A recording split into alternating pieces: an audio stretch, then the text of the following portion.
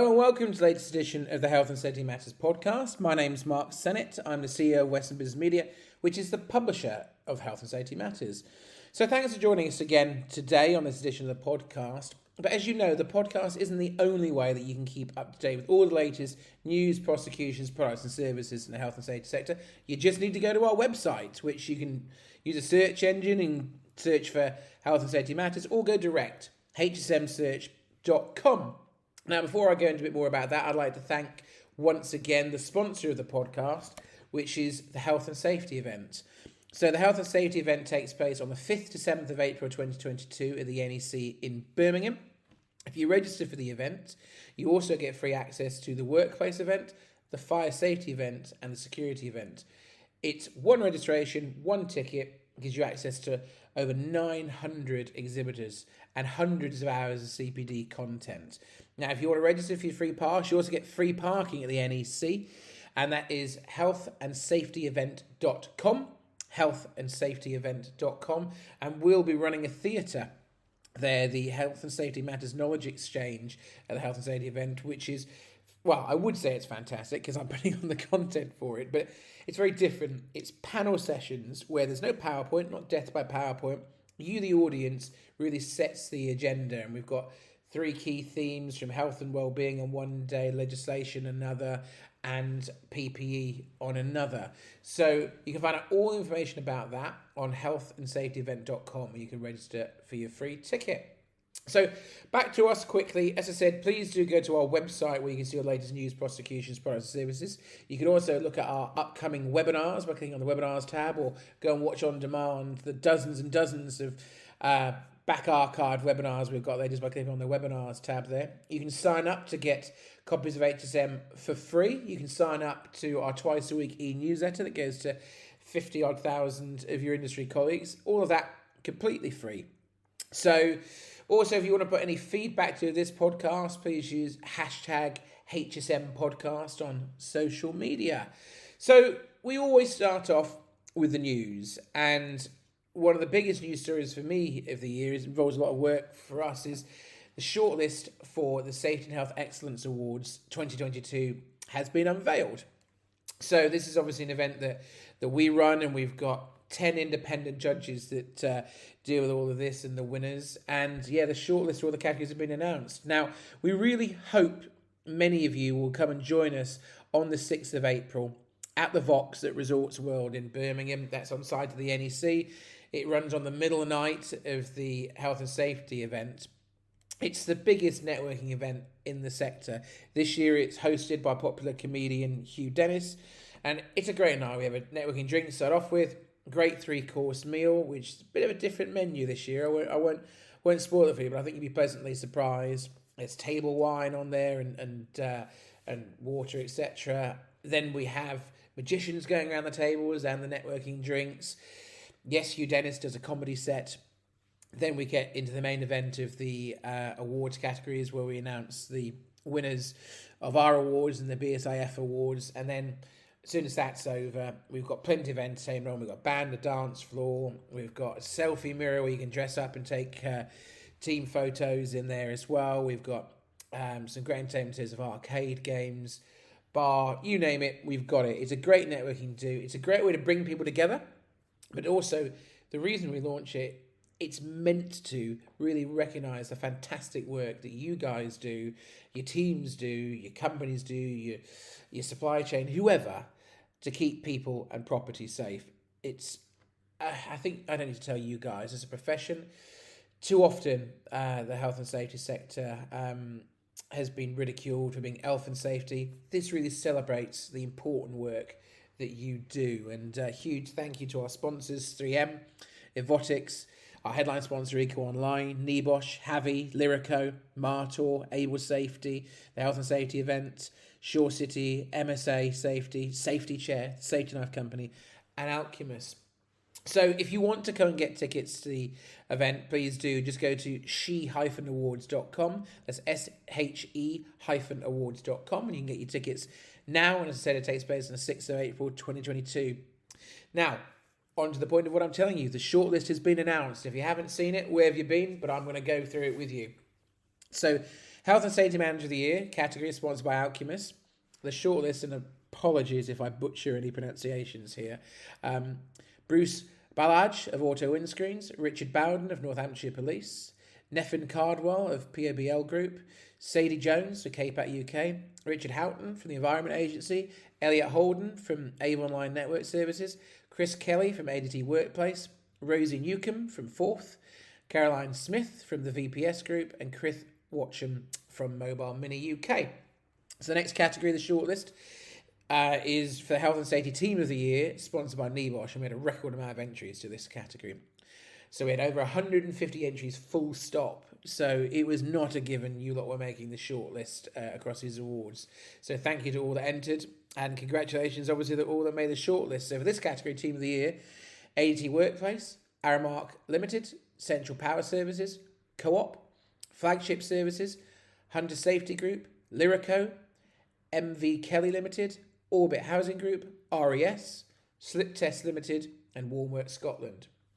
Now, the next category, one very close to my heart, is the Alan Mcarthur Unsung Hero Award, sponsored by 3M. This is done in honour of Alan Mcarthur, who sadly passed away a few years ago, just before our first ever awards. Lovely man, dedicated his professional life to the sector, and it's a very fitting award for him. So the shortlist for this is Bruce Ballage from Auto Windscreens, Graham Clements from the British Standard Institution, David Stewardson from Merroway Kitchens Limited, Richard Bowden from Northamptonshire Police, and David Foster from EcoOnline Network Services. The next category is Best Health and Safety Manufacturing, sponsored by Mcarthur, and that shortlist is the Berry Black Pudding Company, KPAC, and ProSeal UK.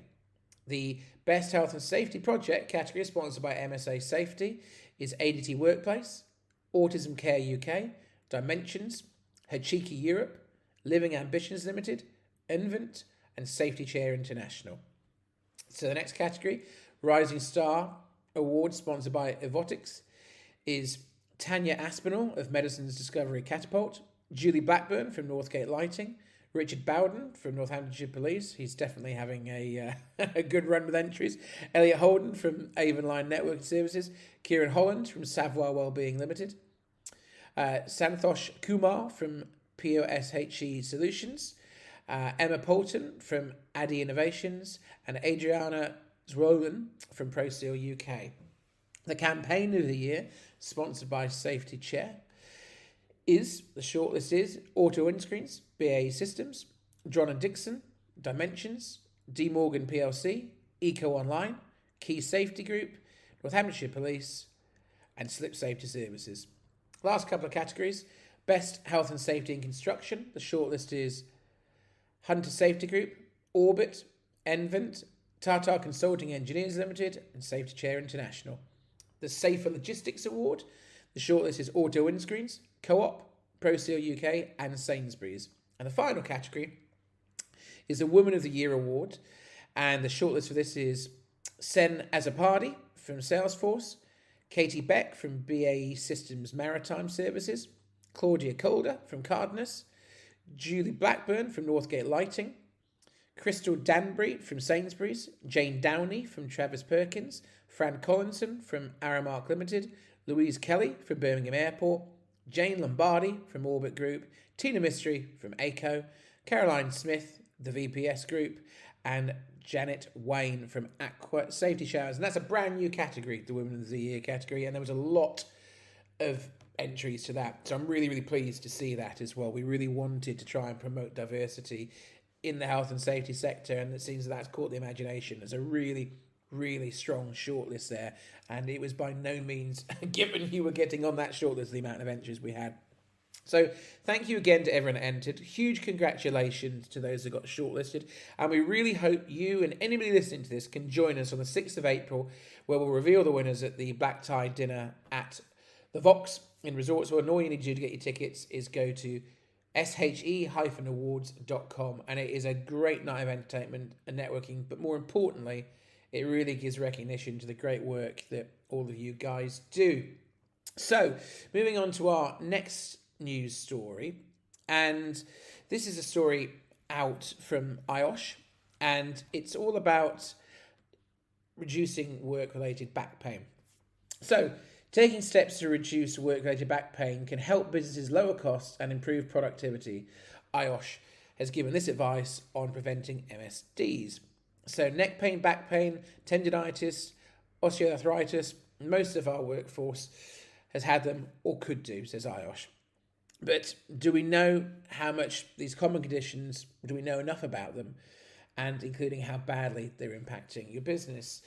So, what IOSH has said is the above, along with other ailments are all known as musculoskeletal disorders, MSDs. I managed to say that properly, which I'm pretty glad I got through that tongue twister. They affect mechanisms in the body such as joints, muscles, and tendons.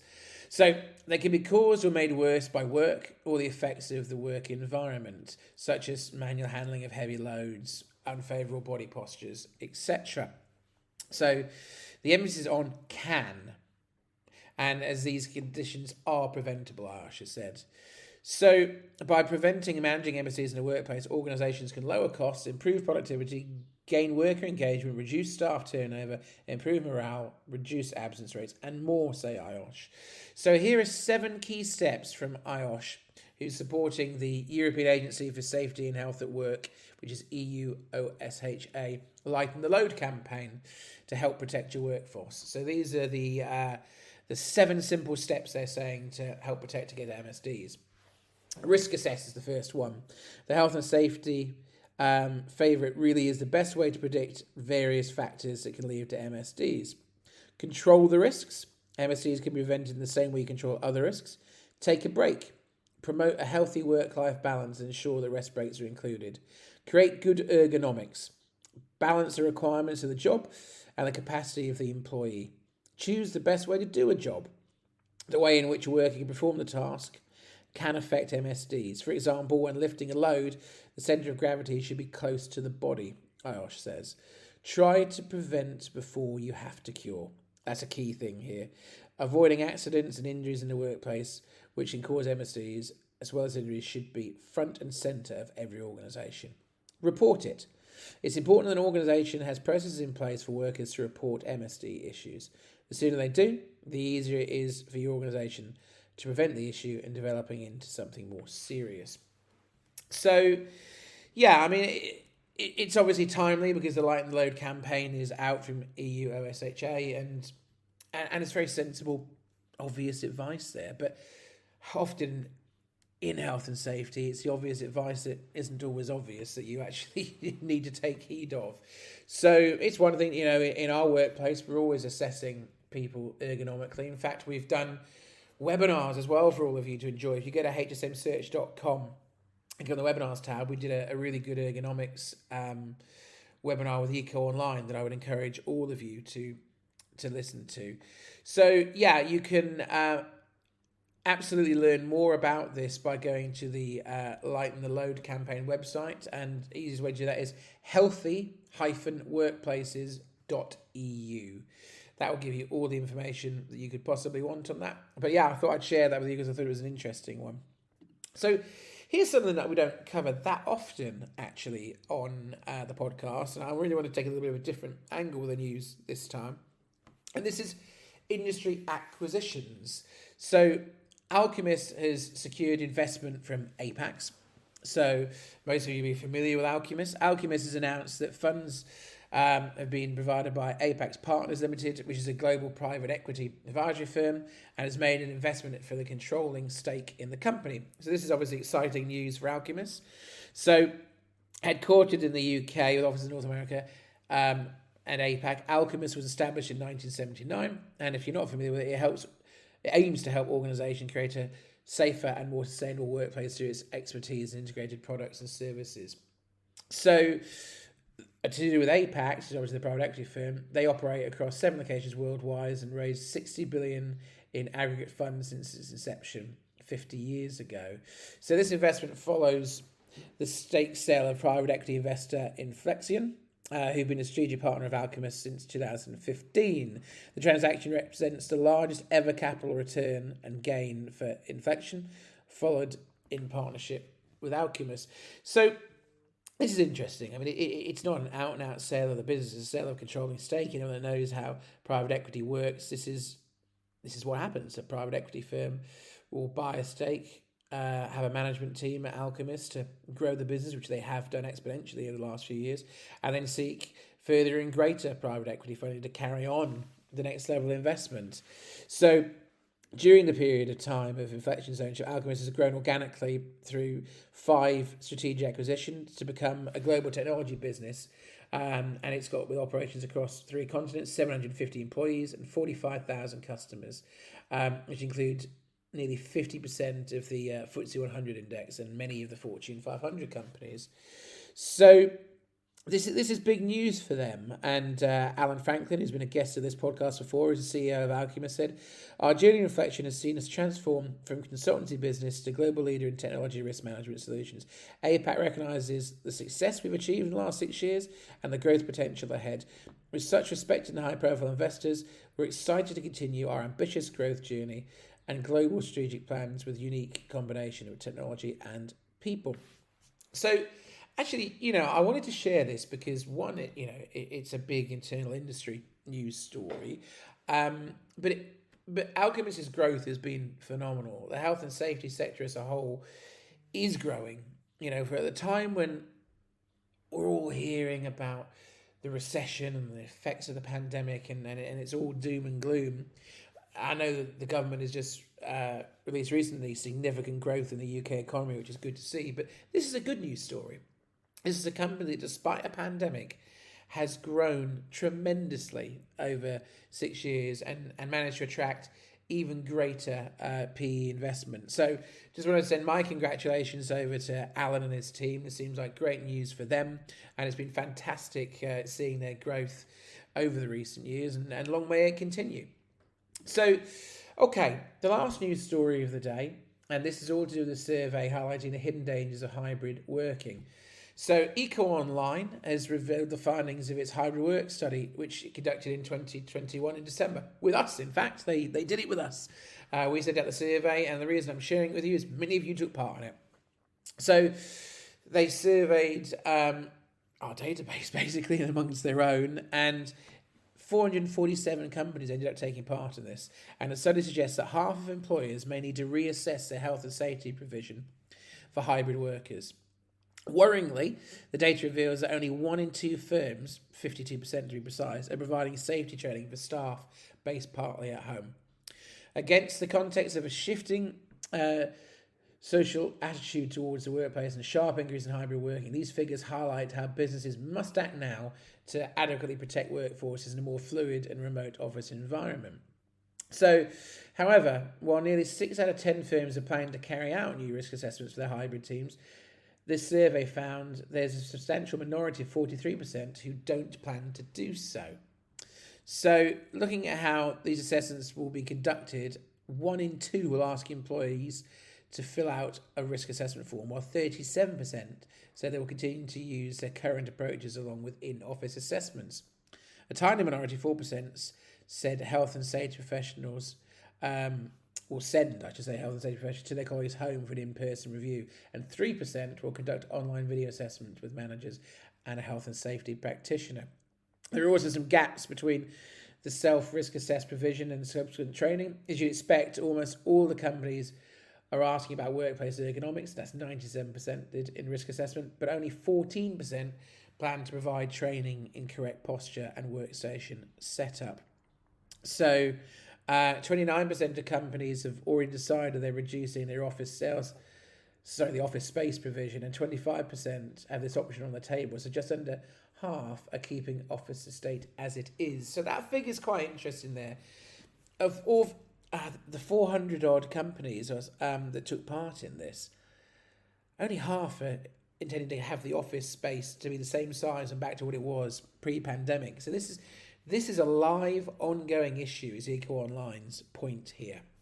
So commenting on the study, Dr. Catherine Jordan, Health and Safety Product Specialist at EcoOnline, said, employers need to remember that their duty of care for their people's health, safety and well-being extends to the home.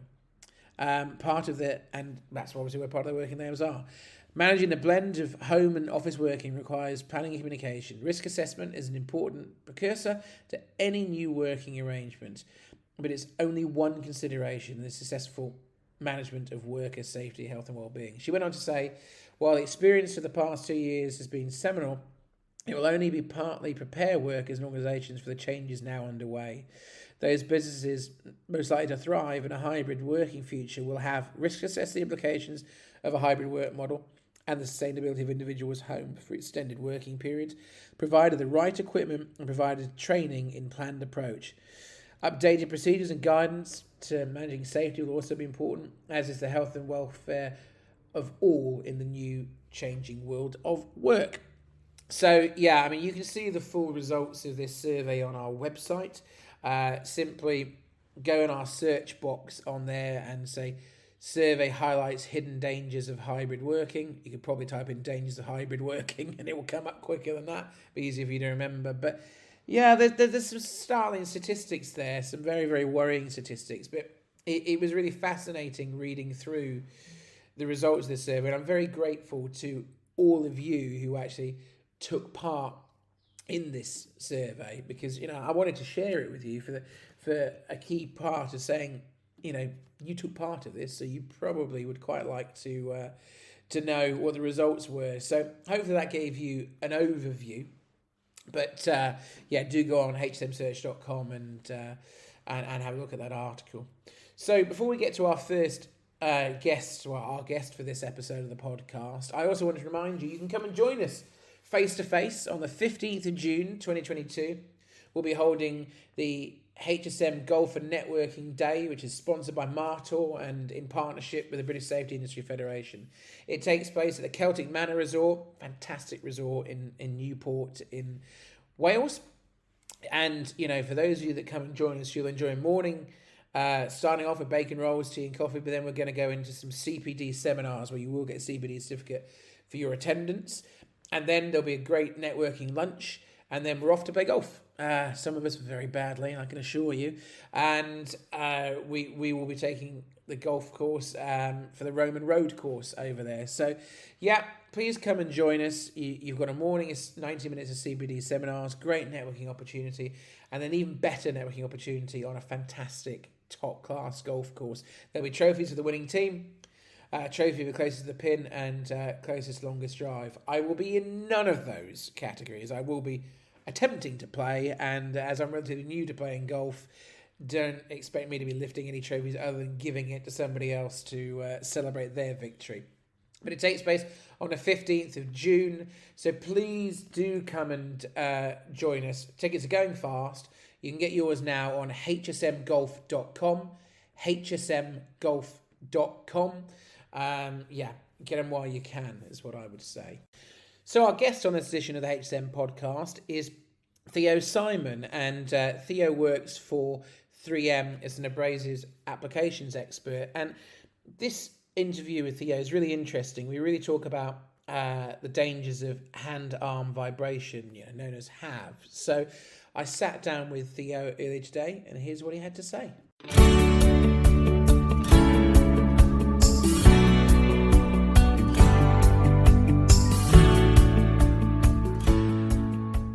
Well, delighted to be joined on today's podcast by Theo Simon, who, as I mentioned earlier, is the 3M Abrasives application engineer. We've done webinars before together, so we've known each other a while. How are you, Theo? You well?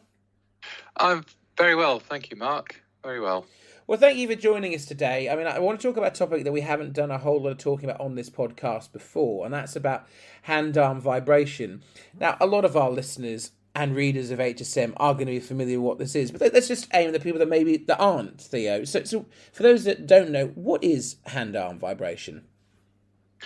So in essence, hand-arm vibration is vibration transmitted from work processes into workers' hands and arms. So it can be caused by a number of different things, but generally it's from operating handheld power tools. It could be anything such as a road breaker, or it could be hand-guided equipment such as angle grinders. But it can also be caused by holding materials that are being processed by machinery such as pedestal grinders. And the point is here that regular and frequent exposure to this can lead to permanent health effects. And this is most likely, for instance, when you're contacting a vibrating tool or working process as part of your regular day job. So occasional exposure is unlikely to cause ill health. So if you're doing DIY, for instance, just short term, it's unlikely to be a problem. And in terms of the symptoms that you might experience, it would be anything from tingling and numbness in the fingers, to not being able to feel things properly, to loss of strength in the hands. And sometimes you end up with fingers that go white. So there's various different symptoms to this hand-arm vibration, and generally speaking, it's not reversible. So it can be quite a serious condition, especially if your day job is involving these processes that cause vibration. Yeah, it is a very serious condition. As you said, it is irreversible. Over my 15 years of covering the health and safety sector from a journalistic point of view, I've seen many a prosecution from the health and safety sector for people that have been using things like groundbreakers that have developed this condition. It is really serious, which is why I really wanted to talk about it today. And so we now understand what the condition is. We understand, what happens to people and how it can happen. But what are the legal limits and employers' responsibilities to do with this? Yeah, so that's an interesting question. Now, the legal limits, I think, are probably fairly well understood, but they're set out in the Control of Vibration at Work Regulations Act, which came into force in 2005. So that's about 17 years ago now. There's a lot of material in there, but essentially it boils down to two values. So in terms of those legal limits, there's something called the exposure limit value, or the ELV. And that is essentially what it says it is. It's a limit value. So if you were an end user, an operator being exposed to vibration, you must not exceed that limit value. And there's two numbers for that. There's 5 meters per second squared, or perhaps more easily understood is the point-based system, which is 400 points. So if you find you're exceeding the 400 points, then you're in you're exceeding the legal limit, if you like. Now, prior to that, there's another value, which is the exposure action value, which is set at 100 points. And essentially, if you are going above the 100 points, then you need to take action, or your employer needs to take action to reduce the vibration to below 100 points. So you're kind of in an amber zone, to picture it. So the ultimate aim of these limits is to try and reduce people's exposure to vibration to the absolute minimum. Now, in terms of the employer's responsibility, the employer must assess and identify measures to eliminate or reduce the risks, so that they can protect their employees from the risks to their health. So that's essentially what the employer needs to do.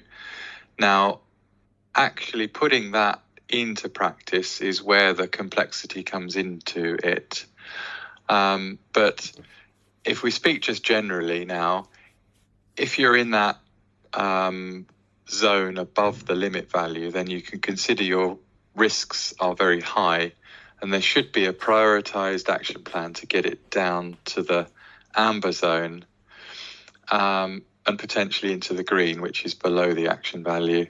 Where risks are low, so you're in that green zone below the action value, then the actions may be quite simple and very inexpensive.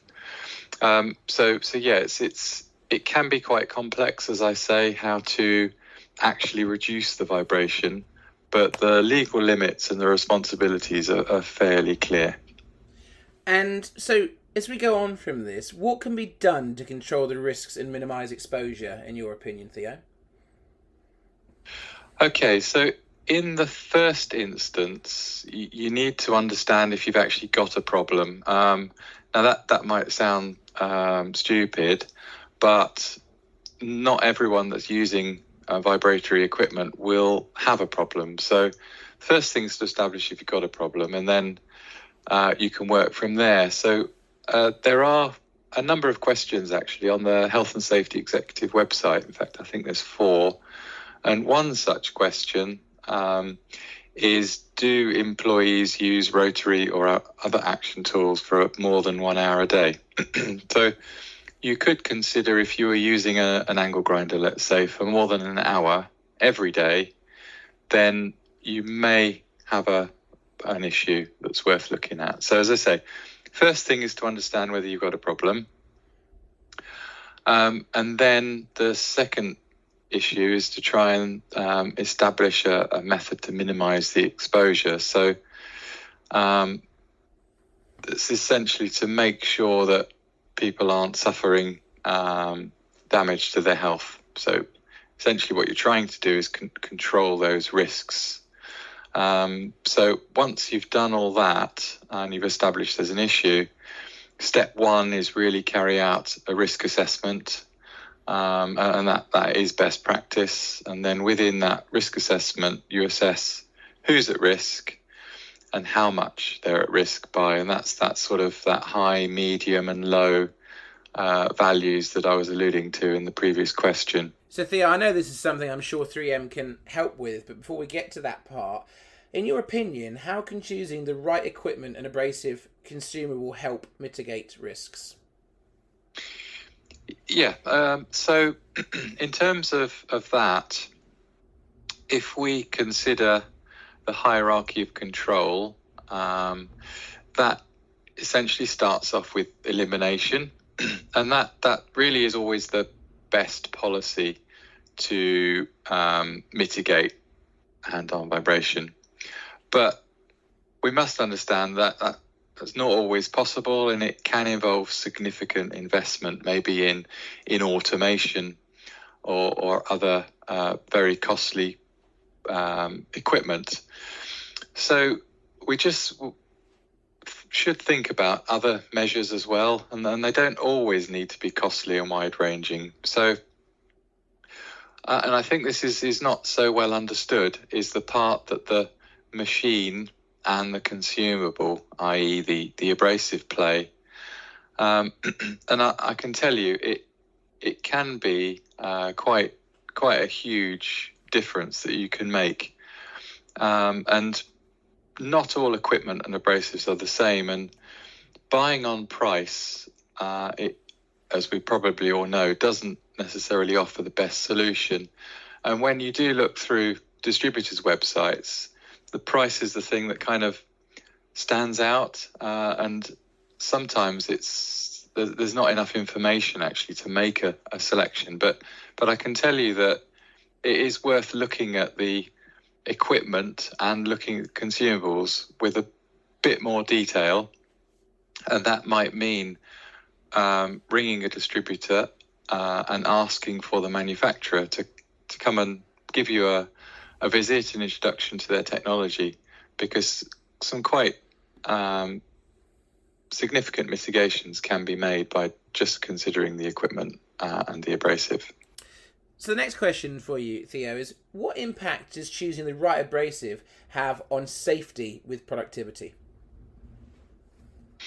Okay, so we touched on the right equipment and the abrasive consumables in the previous question, and 3M is a manufacturer of abrasives, and this is essentially a specialist subject of mine in terms of how we can improve safety and productivity by looking at the abrasive. Now, it's generally thought that increasing safety on the shop floor can reduce productivity. Now, I'd say maybe that was the case, or could be the case with poorly implemented systems. But from my experience, I don't think this view is correct anymore. But it is vital to consult with your employees and trade unions to find the best solutions for them. Now, as the question asks, in abrasive terms, and this is, let's talk about examples, so sanding discs or grinding wheels, flap discs or Scotch-Brite, etc. We have independent test data that can show simple changes from one product to another, which does have a low impact on the process, can have quite a significant effect on the operator exposure to vibration, noise, and to a certain extent, airborne particles. So just as an example from this independent data, a switch from a traditional grinding wheel to a fibre disc with the next generation of minerals in, for example, can reduce exposure to vibration by up to 91%, which is a significant percentage when you're considering you're not really affecting the process that much. In addition, it will do the job much quicker thanks to the increased efficiency, and thereby reduces the process time, which is increasing the productivity. And this is something that we can demonstrate to end users. And I always say seeing is believing, and you always hear, at least I always hear in my industry, wild claims of 2 times this and 3 times that. But seeing is believing. And to conclude the answer to this question, I'd ask you to look for products containing the next generation of ceramic minerals. And perhaps if you searched for precision shaped grain in Google, for instance, there'd be a wealth of material there which would give a bit more detail around the answer to the question. Well, of course, we felt this was a timely conversation, Theo, because you and I will be working together again on our next webinar. Both HSM and 3M are partnering on the 9th of March, and that's for our joint webinar on hazards in metalworking, welding and abrasives. So we hope as many of you as possible that are listening to this can join us for free. All you have to do is go to hsmsearch.com, that's hsmsearch.com, and click on the webinars the webinars button at the top tab there. Click on that tab for webinars. If you scroll down, you'll see one called Hazard in Metalworking, Welding and Abrasives. As I said, that's taking place on the 9th of March. Don't panic if you're hearing this after the 9th of March. You'll be able to watch it on demand via the same link. And I'll be chairing that panel. Theo will be on it as well. And so will Paul Spooner, who's the applications engineer for PPE for 3M. It's a great topic. And Theo, what things might we cover in that? I don't want to give too much of a spoiler, right? There's one people there, but what kind of things will you be touching on? So it will be essentially centered around welding processes and processes prior to welding and after welding. So it's pretty much touching on the metalworking applications. And it's a very safety-focused webinar, and we'll be giving a background in the health and safety aspects of that metalworking process, and we'll be giving some hints and tips as to what you can do to minimise and mitigate exposure to the long-term hazards, which I would argue are not perhaps as, or not as much as importance appears to be placed on those as they do the short term. So it should be a very interesting hour, and there'll be a time for questions and answers as well. So I'm really looking forward to that. Oh, we always get loads of questions for you, Theo, on those. Yeah, I mean, I wanted to bring that up. That does take place on the 9th of March, 2022, depending on when you're listening to this. But as I said, Don't worry if you're listening to this after that date. You can go to hsmsearch.com, click on the webinars tab, and then scroll down to hazards in metalworking, welding and abrasives. And we've got a full synopsis and a button there to register for free. But obviously today's conversation was all about how. It's a topic that's very, very important. We cover a lot sadly on the prosecution side of things. So, we've talked about all the issues surrounding that today, Theo, and I appreciate it. But for those that are listening to what you've had to say today, how can they find out more information about 3M and how you can potentially help them with this? What's the best way to get in touch? You got a website or LinkedIn? What's the best way to do it? Yeah, so we are running a campaign currently around safety and mitigation of these long-term hazards. And we have a website. It is 3m.co.uk/safety built in. And the safety built in is all one word. And on there, you'll find a lot of material, which will give you hints and tips as to how to mitigate the long-term hazards. There is also a contact us page where you can get in contact with somebody from 3M, a territory sales representative. And if you're interested, you can invite them in and they can take a look at your process. And if again, your interest levels are high, there is a potential for a technical person to come in to do an assessment to give you a comparative understanding as to what you might be able to do to reduce your exposure to these long-term hazards in terms of abrasives. So yeah, I'd take a look at that website in the first instance. And of course, Theo himself is available on LinkedIn. If you want to connect with Theo, just search on LinkedIn for Theo Simon. So Theo Simon, he's there. But thank you for today, Theo. It's always great to catch up with you. Very much looking forward to the webinar in March. And yeah, thanks again for today. It was great to see you.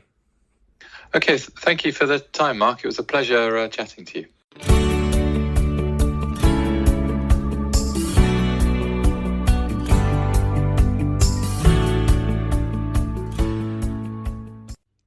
Yeah, thank you to Theo for giving us his time on this episode of the podcast. And obviously, I hope you guys, as I mentioned, will join us for our webinar with 3M, with Theo as well in March. Just go to hsmsearch.com, click on the webinars tab, and you can sign up for free.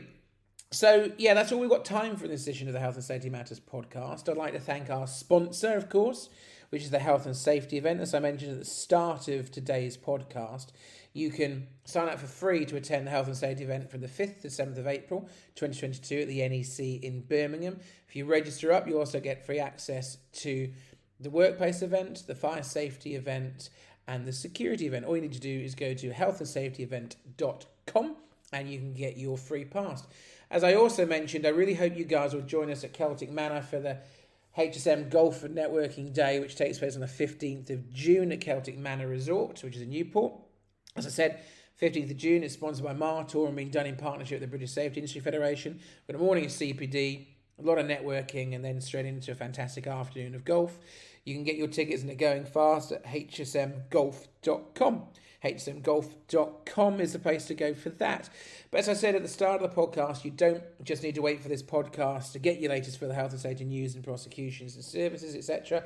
You can go to our website, which is www.hsmsearch.com, and there you can see all the latest news, prosecutions, products and services. But you can also sign up to get copies of the magazine for free, or you can sign up to our twice a week newsletter, or if you click on the webinars tab, you can of course see all of our back archive of webinars you can listen to for free, or sign up to any of our upcoming webinars.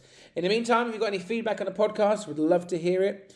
Please use the hashtag on social media, HSM Podcast. Please do give us a review on whatever platform that you use to listen to this podcast, be iTunes or wherever. But until next time, I hope you have a great month, and we'll see you next time on the Health and Safety Matters podcast.